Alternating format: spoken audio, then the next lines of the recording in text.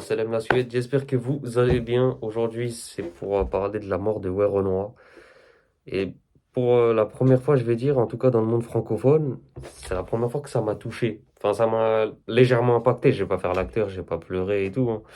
C'est pas une personne dont j'étais fan, c'est pas une personne que je connaissais. Je l'ai connu fin 2024 quand il passait sur TikTok. Tu vois, vers le moment où, tu sais, quand il était avec Maës et Maës, il a fait semblant de dévoiler un son qui, enfin bref. Là, c'était pour parler de sa mort. Bah déjà, vous allez entendre souvent les musulmans dire ça. Inna lillahi wa inna ilayhi raji'un. C'est à Allah que nous appartenons et c'est à lui que nous retournerons. C'est en référence à la sourate 2, sourate Baqarah, où c'est Allah dit annonce la bonne nouvelle aux endurants qui, quand il leur arrive un malheur, ils disent cette phrase-là. Et là, c'est Qaddar Allah, hein, c'est le destin qui est arrivé. Et ce dont je voulais parler, c'est, ouais, par exemple, là, sa mort, elle a touché, je pense, elle a touché la sphère francophone parce que c'était quelqu'un qui était tendance, on le voyait sur nos TikTok, on le voyait, tu sais, un peu partout et tout le monde parlait de lui. Et là, il meurt. Et là, ça a impacté la France, tu vois. Par exemple, Johnny Hallyday, par exemple, c'est pas de notre génération, que ce soit de 2000 à 2009, on n'a pas été touché par Johnny Hallyday. Ah, et encore, par exemple, je vais prendre le cas de Pop Smoke en Amérique. Moi, personnellement, ça m'a pas touché. J'en avais rien à faire qu'il était mort. Pourtant, à ce moment-là, j'écoutais Dior, Amaneshi Dio, Dio, tout ça. Mais ça m'a rien fait. Pareil, Tupac, Biggie, tout ça, ils sont morts. Là, c'est la première fois, ça impacte parce que c'est dans le monde francophone. Qu'Allah lui fasse miséricorde de son vrai nom, Jérémy Bana. Franchement, qu'Allah lui fasse miséricorde, lui pardonne tous ses péchés, lui fasse que, il prenne plus de péchés après qu'il soit mort. Parce que vous allez.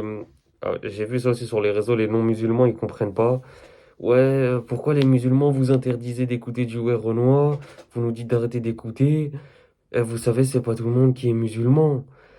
Alors eux, ils comprennent pas. Mais pourquoi les musulmans disent ça? C'est parce qu'en fait, en islam, quand tu meurs, toutes tes bonnes actions ou mauvaises actions s'arrêtent. Enfin, sauf trois, sauf ce que tu as laissé derrière toi, quoi. Enfin, toutes tes bonnes actions, pardon, s'arrêtent. Sauf trois. Un enfant que tu as laissé pieux qui invoque pour toi. Euh, tu sais, une aumône continue. Une aumône continue. Une science bénéfique que tu as laissée derrière toi. Par exemple, si tu as appris la Fatiha à quelqu'un et qu'il continue à la réciter, bah, tu continues à avoir les bonnes actions.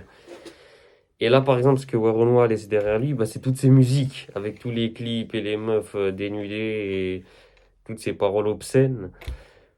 Et bah, tout ça, plus les gens ils continuent d'écouter, et bah là, il prend des péchés encore dans sa tombe.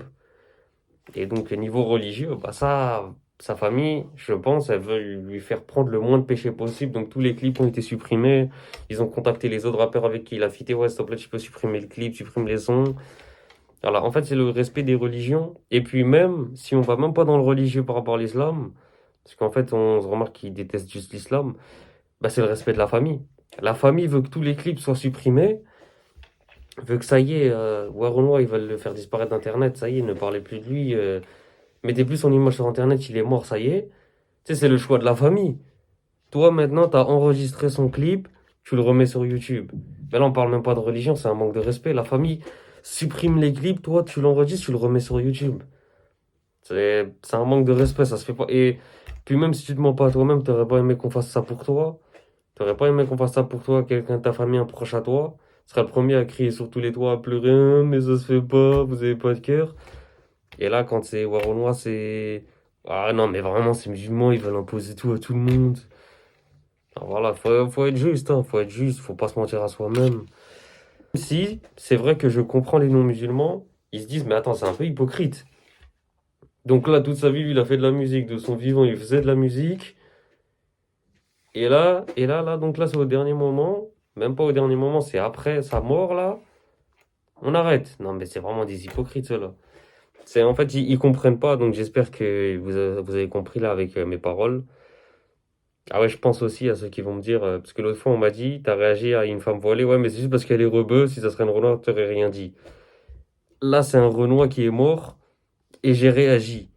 Tu vois, qu'est-ce qu'ils vont bien dire? Sachant que j'ai dit que je réagissais par rapport à l'islam. Là, je réagis parce que là, c'est un frère à nous, ou un Renoir.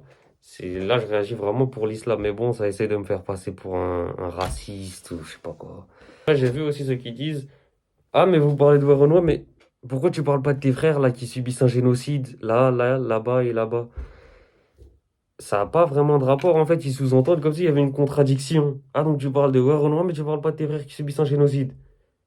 C'est comme ils essaient de faire croire, il y a une contradiction, mais l'un n'empêche pas l'autre. Tu peux parler et de tes frères qui subissent un génocide, Édouard Renoir, les deux vont même ensemble. Il n'y a pas de contradiction. Ils essaient de. Pourquoi tu parles de lui et pas de lui comme si les deux allaient à l'encontre? C'est pas un combat, c'est pas une concurrence, c'est pas une compétition. Il y a l'un premier, l'un deuxième. On peut parler des deux. Et là, par exemple, le fait de parler d'Édouard Renoir, ça peut être un très bon rappel. Il est mort, mais regardez, il avait tout. Il avait tout. Tout, tu sais, tout ce que cette jeunesse veut, quoi. Il avait la richesse, il avait le luxe, tu sais, il avait les belles montres, il avait les beaux gamins, les belles voitures, il avait les prostituées à ses côtés, il avait la belle vie, la belle vue. Il est là, il voyageait à Dubaï, il voyageait là, là et là et là. Tu veux quoi de plus? C'est toi. Et là où c'est un très bon rappel, c'est que si t'as pas la santé, t'as rien et que tout est éphémère dans cette vie. Aujourd'hui, il est mort. Toute sa richesse lui a servi à quoi? Toutes ses belles montres, tous ses, tu vois, toutes ses lunettes, toutes ses voitures lui ont servi à quoi dans sa tombe? Ça va lui servir à rien. Il y aura que des bonnes actions. Et dans la question, enfin, dans la tombe, c'est trois questions.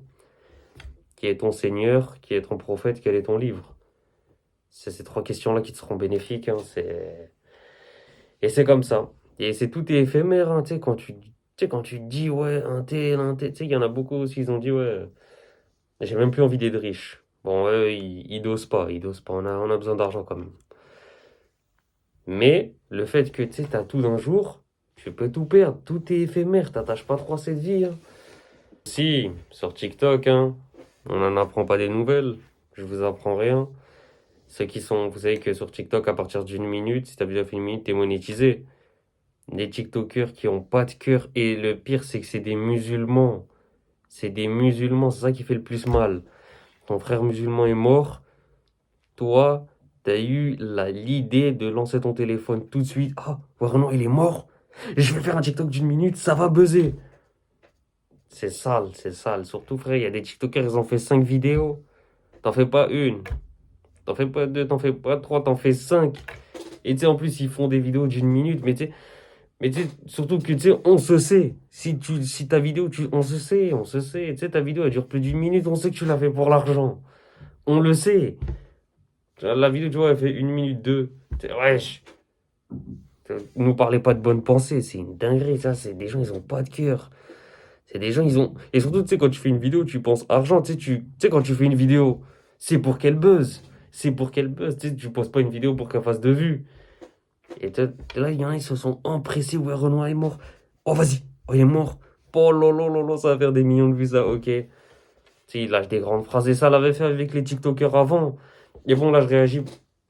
Voilà, je réagis parce que là, je réagis à Renoir, mais c'est un cumulé de choses. C'est un cumulé. J'en avais déjà parlé sur TikTok. C'est une dinguerie ce qui se passe en moment. Un tel est mort, un tel là, et là. Et c'est une dinguerie même. Il y avait un TikToker, il était mort il n'y a pas longtemps. Celui qui faisait des pranks dans les voitures. Et pareil, ils ont gratté la monétisation sur lui. Ces gens-là n'ont pas d'âme. Ces gens-là sont. C'est une dinguerie, hein. Ah, tout est éphémère. Ce qu'on peut retenir aussi de bien. Warno avait dit dans une de ses musiques, je fais la salade, pas la salade, mec. J'arrêterai quand je serai face à la Mecque. Donc, traduction en gros, il était dans la gueudreau, mais il faisait pas la prière. Mais toutes ces bêtises-là, il a dit qu'il les arrêterait quand il sera à la Mecque. Qu'est-ce qu'il a fait là? Il a procrastiné. Il s'est dit, ouais, bon, j'ai le temps. Quand je serai face à la Mecque, vas-y, j'arrête toutes mes bêtises. Et c'est ce que beaucoup de gens se disent, hein. C'est ce que beaucoup de gens se disent, hein. C'est la mort ne prévient pas, t'as pas le temps. Ne remets rien à demain. Ne remets rien. Par exemple, la prière, t'as envie de la reprendre. Reprends-la tout de suite. Reprends-la tout de suite, maintenant. Ouais, mais demain. Ouais, mais demain. Et demain, tu te dis, ouais, mais demain. Ouais, mais demain. Et demain, tu vas mourir. Et c'est comme ça. Donc, ne remets rien à demain. Beaucoup, ils sont comme moi, Renaud, ils se sont dit, ouais, j'ai le temps. Le temps de quoi? Tu vas mourir. Enfin voilà, je pense que j'ai eu à dire ce que j'avais à dire sur le frère Warrenois, Jérémy Bana. Et j'ai pu répondre à certaines, c'est voilà ce que je voulais faire aux non-musulmans qui comprennent pas pourquoi. Je pense avoir tout dit. Bon, je pense aussi avoir oublié des choses. Enfin voilà, n'oubliez pas de les invocations pour votre frère Warrenois, Jérémy Bana, on n'oublie pas qu'Allah lui pardonne, lui fasse miséricorde, ne le châtie pas dans la tombe et lui accorde le paradis. Pour ceux qui écoutent sa musique, évitez, arrêtez d'écouter sa musique. Voilà, lui faites pas prendre des péchés, faites comme vous aurez aimé qu'on vous fasse. Enfin voilà, lâche le pouce bleu, abonne-toi et ben nous on se dit peut-être au prochain react ou à la prochaine vidéo.